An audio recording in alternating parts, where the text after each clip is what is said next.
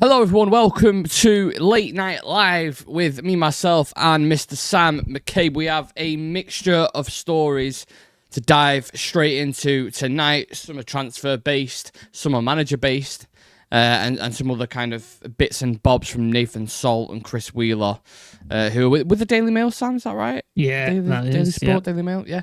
Mainoo to Napoli it was a huge story that kind of came out earlier on today that I definitely want to get into.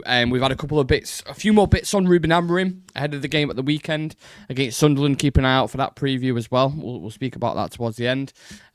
Michael Carrick as an interim manager, yes or no? We want to hear your thoughts in regards to that.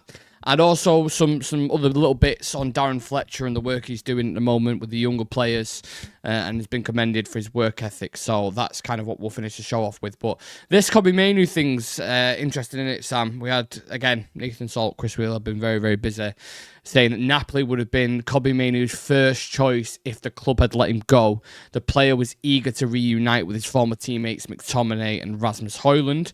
They also go on to say that there will be interest in Mainoo from several top European clubs, with Real Madrid and Atletico Madrid not being ruled out amongst them.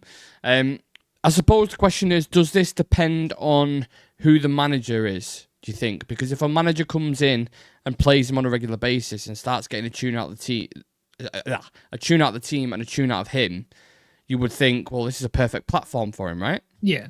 Like, I think if Amorim's still in charge by January, then obviously might be an option for him. That Napoli team's looking to get stacked, though, isn't it? Jesus Christ. God, yeah. De Bruyne, Scott McTominay, like Lukaku, like it's ridiculous. And they get Mainoo over there. It's just hand them the Serie A title, for fuck's sake, at this point. But I think obviously we all believe that Amorim's not going to last before Christmas. I think before Christmas he won't be here. Certainly not in January, barring an absolute fucking miracle of result runs from now until whatever this November date is. I think it just depends on the manager. Obviously, he wanted to go in the summer because he felt like he wasn't going to get game time, which seems to be playing out as true as far as we've seen so far. So yeah, I don't blame the kid because he wants to play in the World Cup obviously next year. Wasn't selected for England the last international games because obviously he wasn't getting enough minutes. And if that carries on, then obviously if he's not in the next international break, which I assume he won't be, and then I think there's a final one in March, and if he's not in that, would he even go to the World Cup? Because Tuchel's not even had a look at him at that point, would he? Which would be crazy from playing in the semi-finals and the finals to just not being involved outright with the squad. And again, that kind of goes to show that you need to be playing regularly. It doesn't matter how talented you are. You need to be featuring and you need to be playing week in, week out and have that kind of consistency, or the coach 9 times out of 10 won't pick you unless his name's Gareth Southgate and your name's Harry Maguire. So, we need him to get that game time. Whether it happens under Amorim or a different coach, I'm not entirely sure. But it just got me thinking, we've seen previous players who have gone from United to Italy and been super successful with half the talent that Mainoo's got. Can you imagine how good Sam Mainoo would be in Italy if he went there? Conte will be praising the ground he walks on, won't he? And he gets there. Like, you think they love Scott McTominay. I think Napoli fans will fall in love with that kid, Mainoo, and they might not let him leave the airport if it is a loan deal or something like that. They might not let him leave because I think he is that good, and I think the time he'd get on the ball in the Italian league in Serie A, the ability that he has, and a lot of the defenders and a lot of the sort of people aren't that quick. So his turn of pace and his sort of acceleration and stuff like that, I think he could absolutely tear it up in Serie A. I think he'd be an absolute animal there. It would gut me, though, to see him playing in a Napoli shirt. I won't lie. Like, if I saw him in a Napoli shirt, it would, gut me inside. Yeah. If he's going to be super successful, it has to be in the Man United shirt. It just doesn't feel like it's ever going to get to that point at the minute, which obviously there's a kind of pendulum swinging with the manager at the moment. So, barring what happens in that Sunderland game, if we lose, a new manager might come in. We'll speak about Michael Carrick a little bit later on and other kind of people who have been mentioned. But you have to feel like whoever it is who comes in, that'd be one of the first things just to get the fan on the side anyway, wouldn't there? And I'm not saying do it just to get your fans on your side, but he should be playing. It's an easy tap in to come in it and just go, Mainoo, get in the midfield, mate, get on the ball, start controlling this game. And fans will get back, back you up. Play any youth player. Just bring some youth players into the team for fuck's sake. Like, just play somebody. Who was the last one who got minutes? A youth player. Is it Heaven? Fredrickson. He played against Grimsby, didn't he? Yeah, so did Heaven. But apart from that, it's like he's not played anybody. Like, we've been told. Obviously, Sekikone's had the head injury, so I'm not expecting him. Like Shea Lacey has been spoke about today in that Nathan Salt thing. Like Maguire he's been as well. Spoke about for ages, but he's not doing.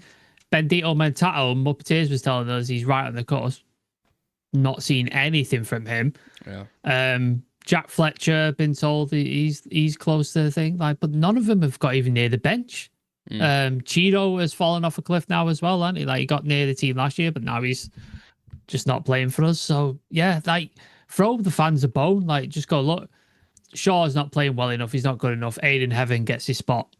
Dallow's not playing well enough. Mantato's going to get an option. He's going to get an opportunity. Like, fans would get behind that. Fans would be like, yeah, absolutely. Let's go for it. Especially get someone like Sunderland. Like, I think that's a perfect opportunity to do it, but he ain't going to do it. So yeah, it's unfortunate. It's a tricky one because to play devil's advocate, I think it's more tricky when you don't have European games and you don't have FA Cup games either. Well, not FA Cup, sorry, Carabao Cup games. We'll give him 10 minutes. 10 minutes to the end of the game or 15 minutes. Do you know what I mean? Like, just give him something. Just so fans can go, oh, this is cool. The Shea Lacey's getting his debut. Oh, this is cool. Like, Mantato's getting his debut. Like, that'd be nice. Fans would enjoy that. Well, he appears to be changing his centre backs enough, so I don't get why he can't give someone like that 10 minutes. I do think the Grimsby game, I know the young kids, but Fredrickson and Heaven in particular in that game was so bad. I think everybody was shit in that game. No, but like, Sam Fredrickson was really bad in that game. But young players, you expect inconsistencies. Like, I expect them to have good games and then shit games. Like, I expect that because they're trying to work the game out and build themselves up. I don't expect it from Luke Shaw to have one good game and then absolutely shit the bed the next game. Like, I don't. Like, you're a professional footballer, you shouldn't be doing that. That shouldn't be happening. I expect and he still plays. Now he's that shit. And he still Fredrickson has a bad game, and he's not played since. He's not been near it. Like, don't get it. I know. It feels like we're in a bit of a weird bubble at the minute with Ruben Amorim, doesn't it? And naturally, given what's happening, there's going to be new stories coming out about him every single day. Reports today saying United insiders fear Ruben Amorim may resign rather than be sacked. He is surprised by the scrutiny he is under at the club. However, Sir Jim Ratcliffe is willing to be patient with him. And breaking news, the next game will be crucial for Ruben Amorim at Man United. Another stat here to throw at you as well, just before we get into it. Out of all Premier League managers to take charge of at least 33 games, Ruben Amorim has the 6th lowest points tally. So there's something for you as well. And then on the flip side, Sam, we're getting reports saying the feeling at the club is that Ruben Amorim can still turn United season around. So are they sticking with him genuinely because you think they're seeing something or because they just don't want to look bad? Where are we at with this at the minute? I think it's two things. It's the embarrassment of going, we were wrong, because Barada pushed for this, I believe, behind the scenes. I think Wilcock signed off it, and obviously Sir Jim Ratcliffe did. I think Dan Ashworth was going more towards like Southgate and Potter, wasn't he? Like, he was pushing for more an English Premier League manager. I think that was his thing. That's why he ended up not being there, disagreements. So I think, that's a big part of it. I think the money thing that we've spoken about on many occasions, they don't want to pay out 12 million. I believe after that November date, it becomes 4 million, which again is still a decent chunk of money, but it's less than half of 12 million. So that might be a bit more palatable for them to sort of pay out. So I think those are the two things. That they'll obviously look stupid because this is their man. They bet the house on him. We've gone through a load of shit results to try and get him to have an opportunity to turn it around. And then obviously paying that big lot of money out is another thing. So that'd be the two things I would say. That's what they're worried about. Obviously they're going to back him in the media and say he's got time and we back him and all that sort of stuff. But it's interesting to see different media outlets sort of go opposite ways. Romano said they are backing him for now, but his job's not secured, didn't it? That's what he said the other day. So it's interesting. And we also seen before, because it happened with Eric Ten Hag, didn't it? That you had certain journalists going early. I mean, DiMarzio said in June that he's gone and he's been sacked. He's lost his job, and he hadn't. To be fair, continued. To be fair, they were going to sack him, weren't they? Apparently, they were going to sack him, and then the sort of fan sort of outlet from the FA Cup win sort of changed their minds. I believe. I think that's what happened. Do you know what though? I'm already at the stage with Amorim where I'm mentally checked out. Me, like I'm ready for the next manager to come in and have some kind of. I'm praying for a manager bounce first and foremost. Like whoever it is that he bring in. Because we didn't get that with Amorim, did we? Amorim came in. I think Ruud got it, didn't he? Ruud had it, yeah. Ruud had it. I think he played like Leicester a couple of times and PAOK and got some decent results. And everyone was kind of happy. And it was like, okay, you've given the perfect platform now to take this positivity and move on with it. He got a draw against Ipswich. I remember Rashford scoring in the first minute against Ipswich, and I was like, oh my goodness, praise the fucking Lord. Yeah. Like, here we go. And then I think, who did we play after Ipswich?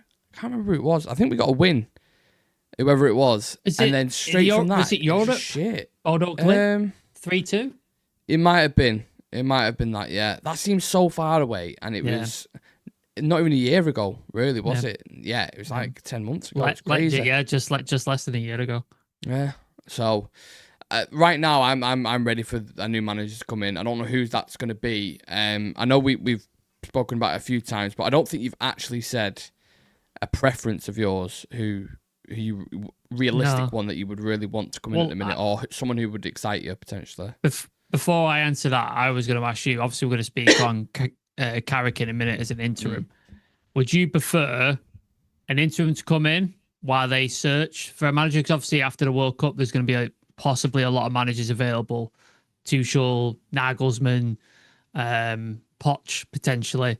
There's going to be a bunch more choices in the summer, or do you want the permanent manager in now? Like, you want the person in like now? Would I be opposed to the idea of Michael Carrick coming in? No. Or just any interim. Like, they don't have to be Carrick. It could be anybody. But I think if they're going to do an interim, I think it would be someone who's associated with the club. I think, and this is going to be my call now, it wouldn't surprise me if they asked Darren Fletcher to do it. Yeah, I could see that. Would not surprise me. He's smashing it with the under-18s, isn't he? He's doing someone well. Internal, been at the club. He knows the years. club. Knows the club. Plays for the club. Something like that. Just Ineos to go, Darren. Take the reins until, because you look at the effects that Ollie had. I know people look back at all this time and think, it wasn't. Obviously, there was really bad moments, but when he first came in, everyone loved that period. What was it? 18 game unbeaten. Mate, yeah, crazy. Just let the shackles off. Remember the goal that Martial, Lingard, Pogba scored. Like, I want that feeling again. Now it's not sustainable, and you can't do it long term. But I think people like Carrick or McKenna or like the good coaches, genuinely good, and they know English football really, really well. And I think they know United as well. Yeah, so I wouldn't be opposed to it. I'd be here for it if they got announced tomorrow. It was like, right, we're gonna do, an interim manager. Be like, all right, let's see where it goes, because I think, like you said, if there's certain managers that they're looking at and they won and they can't get until the summer, I wouldn't rush it personally. But I know you also have that same feeling of like, well, are you writing off a season by doing that? But are you, if you come in and do well? That's the thing. That's the thing. It's like, but I don't want an interim to come in, say Carrick or Fletcher, and we get that Ollie thing where he's done well and we offer him a contract and then it goes tits up. I don't want that. So if it was Fletcher to come in or if it was Carrick to come in, I'd like make sure it was set in stone of, this is an interim position. You ain't gonna get it permanently. Like, doesn't matter how well you do, you're gonna. It's an interim. But what if they get 15 wins in a row or like 10 wins in a row? No, but that's all he did, didn't he? He did 18 wins. 18, it'd be hard to then, because the feeling behind him and then the fan base. I know, but then look what happened with Ollie. Like, when he ran out of ideas and his confidence went. Like, I agree. Carrick might be a little bit different because he's actually gone out and got himself some experience with Middlesbrough and stuff like that. So he's a little bit different. Ollie at the time had managed Mulder and Cardiff for a couple of months. Got relegated with Cardiff, didn't he?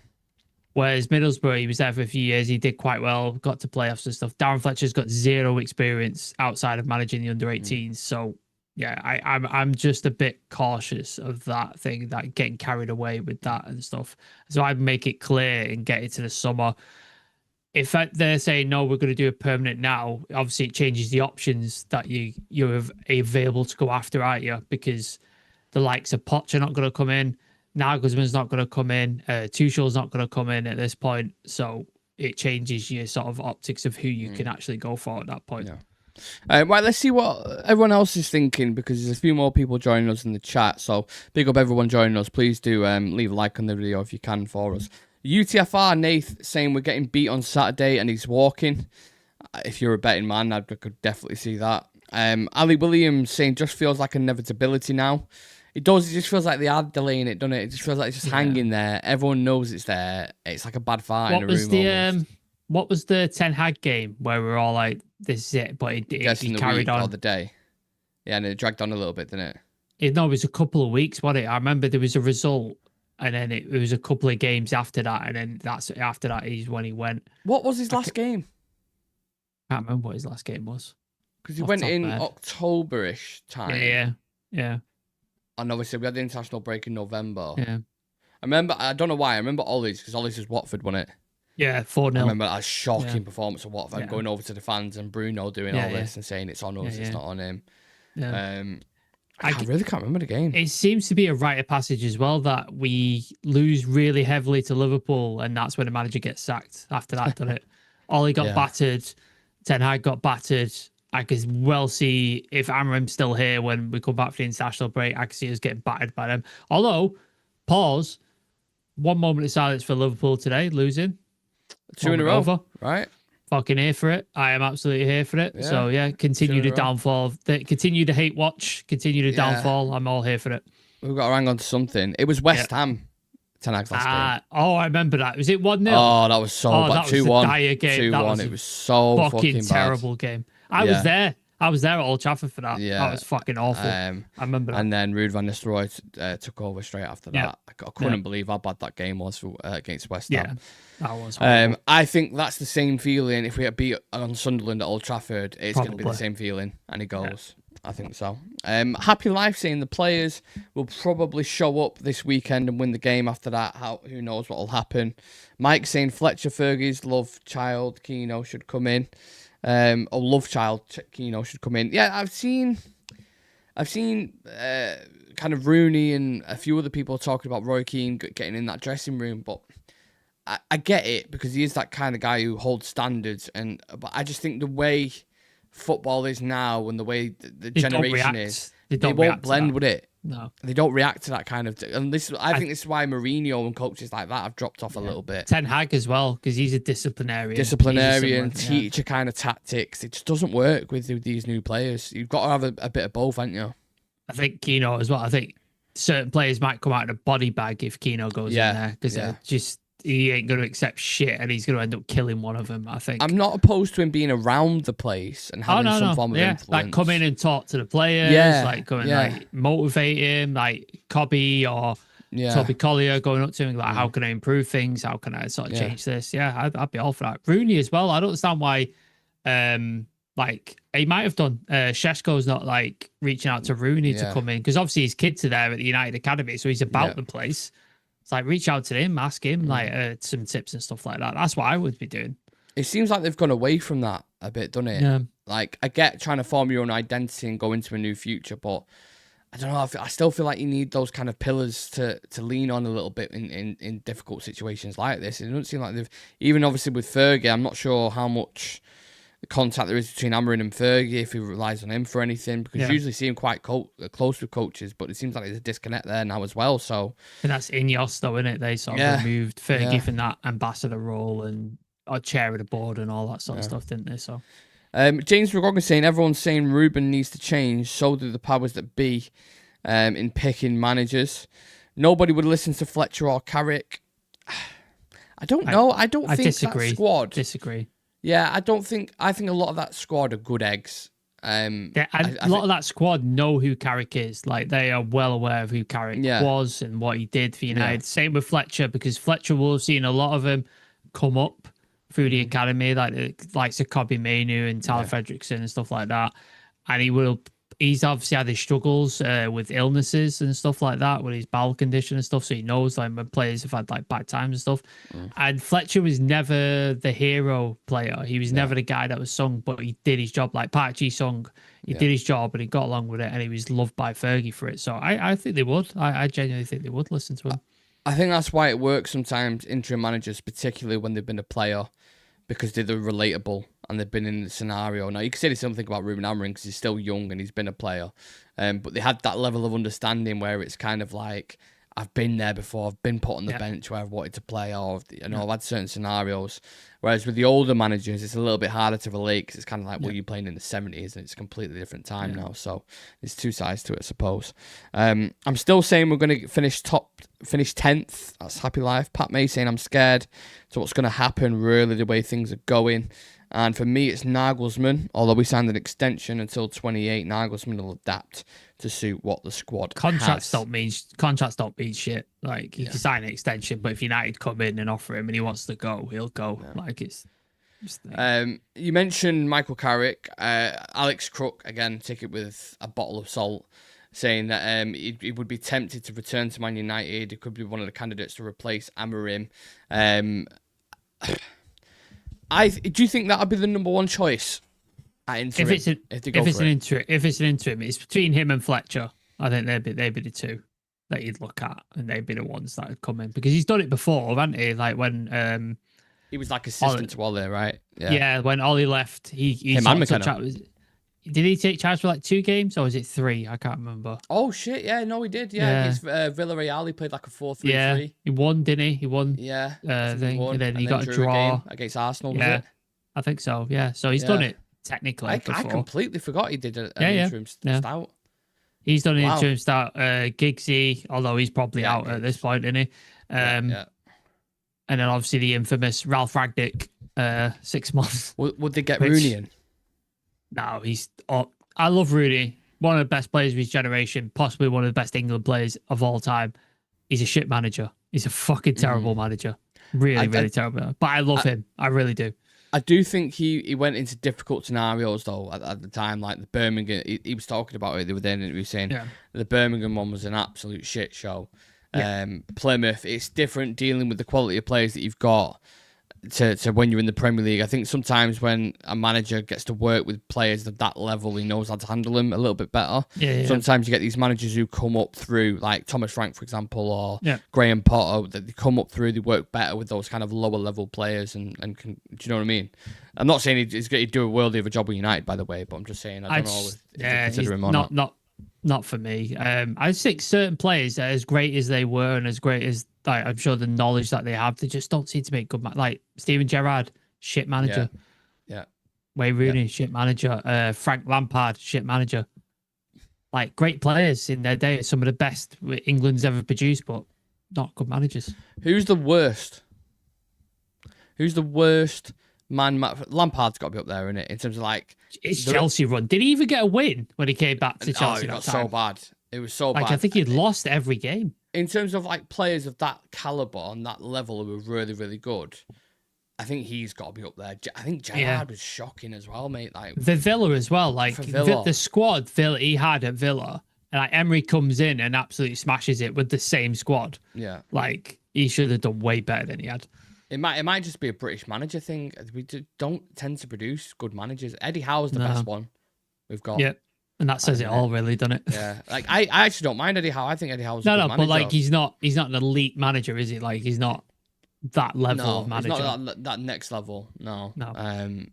So yeah, I don't know who United are going to end up going for. It feels like they're going to stick it out even longer than the international break because we have Liverpool when we get back.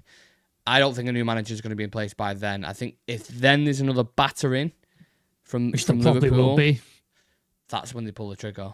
I think at Anfield, it's like United. We just haven't done well there historically. Like I don't see us getting any sort of result. What was the last good result? Was it the draw that Ten Hag got? Yeah, and that was fucking hell. That was an awful watch. They had Johnny Evans and Varane sat on the edge of the 18-yard box defending every cross that came into the box. That was the last good result I think we got at Anfield. The 2-2. Of course, with was that with Ruben Amorim, the 2-2? At Anfield? Yeah, with Lisandro Martinez scored. When it was snowing on the side. That was Amorim, right? Might have been. I can't remember now. This whole fucking it's been a blur on it. It's just people in the chat, remind us, please, because none I've of just our seen memories are working. James McGogan saw quality me. Rooney has signed a 2-year deal with the BBC as a full-time pundit on Match of the Day. Someone commented he'll probably get them relegated to BBC Two. Yeah, that's good. That's really good. I like that. Ali Williams saying Keano's been out of coaching management game too long now. Carrick seems the logical option if we go down the interim route. Yeah, I think I'd agree with that. Gary Neville, can you imagine? He might be the worst. He might be the worst. Yeah. Oh, I thought he was saying Gary Neville for interim. I thought it was. Oh, right. Jesus Christ. Yeah, he might be the worst because how many games was he at Valencia? Like 6, 7 games. But you know what, Sam? Do you know what the funny thing is? He's got a better win percentage than Amorim currently. Mad. That's mad. That. Yeah, you know when you put it like that, you're like, yeah. How on earth is he still in a job that is mental? Do you know what? A manager that we were linked with a while back before Amorim came in, but he's now gone to Saudi, so he's got off the radar. Inzaghi. Would that not be an option? Would that not be an option? But then it's a back five again, isn't it? But it's a different type, innit? It's different style. It's still got to mould the player. I think like when you watched him at Inter Milan, he had Hojlund, Bastoni, like these technical players who could play in those positions and who knew it really, really well. Our players at the minute, I don't know. Maybe he would. It's all theory, innit? Maybe you could get some out of Casemiro and stodge it out a bit. I'm not sure, but yeah, I don't know. I think that Saudi, the wages that the coaches are on over there, it's just like, do you want to risk it? Do you want to come to United after every coach that's been here and just ruin your fucking life because it ruined everyone else's life? Pretty much. Concentration. Hey? Oh yeah, that's what. That was the only word Gary Neville learned in Spanish, and he was shouting it on the touchline. Concentration. I think the players would instantly respect Xavi. My issue with Xavi, and I don't have an issue with him. I think he was an incredible player, and I think he did a good job at Barcelona despite the financial troubles. My issue with Xavi coming in is, I think the way he wants to play football, you don't just need to bring in 1 or 2 people. You need to bring in like 10 people, like 10 players in that team in order to play the way he wants. If he's going to play that Barcelona style of play, high possession, high press, mate, you're going to have to get rid of a lot of players. I think Mainoo would get minutes first and foremost. Oh, definitely. Yeah, but I think there'd be a lot of players. I don't think he'd like Bruno Fernandes first and foremost. Luke Shaw would be out of the fucking team right away. He'd be fucking gone. He'd take one look at fucking Bayern Day and go, nope, I'm good, mate. I don't think he'd like Patrick Dorgu. I think Patrick Dorgu's an athlete. And he'd get rid of Dallo as well. There would be a giant overall, and bringing in someone, I mean, it's just, it'd take a while. But he is a legend. He's a quality player. Just this last story, Sam, on Darren Fletcher, just to go back to him, because I kind of missed that bit on him. And again, this is from the same article. We touched on before that he's been working with the under-18s and under-21s. Apparently, he suffered a cartilage damage or something in the last Legends match. And less than 24 hours after surgery, returned to work with the under-18s team and was on crutches watching the under-21s. Many at the academy were impressed by his work ethic. This man seems to have had about 20 jobs at United so far, doesn't he? Do you remember when we didn't know what his job was? Ragnick. But he was just hanging about, wasn't he? Yeah. And he was just like, what is his actual job? But they asked Ragnick and he was like, I don't know. Yeah. I don't know what his job is. And he was just there. And it was just like, and then sometimes he was on the touchline as well, wasn't he? He was on the touchline for a bit. And then he was in the training. Like, what is his fucking job? Like, what does he do? And then eventually he got that, was it player liaison or something? He was like the liaison between the players and the management team and stuff like that. And now he's the under-18s manager. Yeah, he's been around the club. He was. Technical director, managing under-18s, under-21s, working with the younger players like under-15s. I think he's done that. He's been like an assistant, sat on the side. He's like that one guy who's always looking for a promotion at work, but just gets delegated like different jobs. He never gets the actual management job. And this is why I'm saying, people, this is my shout, and I said it at the start. Trust me, Darren Fletcher, interim manager, December. Remember me saying this. I'm calling it. It would not surprise me in the slightest. It would not surprise me. No. But yeah, he seems he's dedicated to United, isn't he? Like, he's fully dedicated to United. He's been around long enough. Obviously, Fergie loved him, and yeah, he seems like he loves the club as well. I mean, he seems like he's smashing it at the under-18s. Like I think unbeaten as well. I think up until they got beat by Athletic Club, didn't they, the other night 2-1.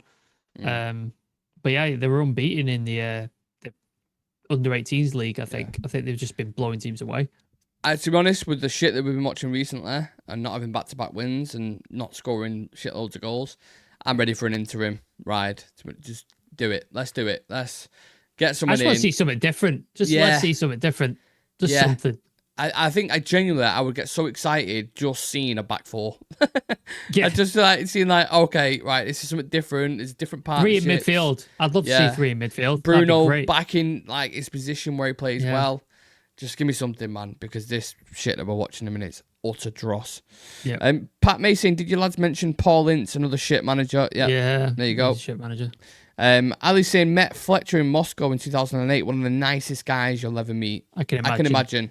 Well, there you go. Seems sound. Bingo. Seems like a sound lad. Apparently, Tom Heaton is the nicest one. Apparently, he is the nicest guy. But you can see that. You can't blame him because he's got the best job in the fucking world. Like, of course, he's nice. No pressure. He's got a nice pension and everything, Tommy. Yeah, hasn't it? Lovely. Chill. The best job in the world. 3rd choice goalkeeper, man. I fucking love that job. Yeah. You've heard it here first. Nick knows the leak. Yeah. Yeah. Bloody hell. All right. We'll leave it at that, guys. It's late night live. It was a little bit of light news, a little bit of light-hearted stuff. And then we get into the proper stuff. I mean, midweek tomorrow, technically, we'll have the preview, which is going to be very interesting. We've got a special guest. Yes, special guest. And a European expert at that as well. So I think that's going to be a very, very good show on Friday. And we're going to line up a couple more guest voices as well. Amp the channel back up. And then Saturday, do you know what? Is it Saturday we play Sunderland? Yeah, Saturday, 3 o'clock. Do you know what? I might do a watch along. I've not done a watch along in so long, and I feel like that might be a mistake. It might be, but it might be worthy. So yeah, if people are up for that, let us know whether you're watching this live or because I know some people watch it later on. James, it's not Sam. No, it's a Sunderland fan. So it's not Sam. Yeah, Sunderland fan, European expert. Yeah, jot the dots. You'll know who it is.